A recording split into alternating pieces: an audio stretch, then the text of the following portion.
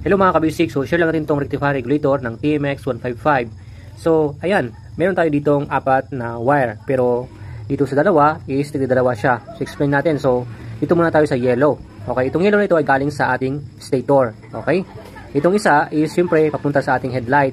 Ito naman, yung isa is supply siyempre ng ating rectifier regulator galing sa stator, supply niya. Okay, so ito naman, next naman, itong ating red is yung ating papunta sa ating battery para i-charge niya, no? At siyempre yung isa is papunta sa ating ignition switch natin. Okay? So next sa may left side, sa baba, tapat ng red is yung white.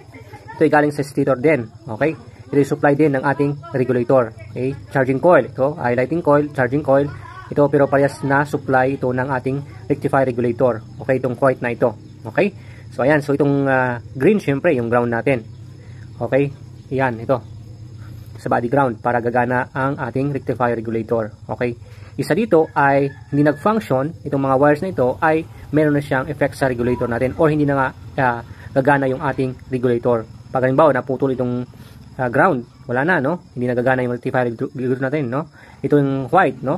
Siyempre magkukulang ng supply ng charging o itong yellow, no? Ganyan mga kabisik. So napaka-importante ang bawat wires ng ating mga motor. So yun yung itong ating rectifier regulators ng TMX 155 half wave. Alright.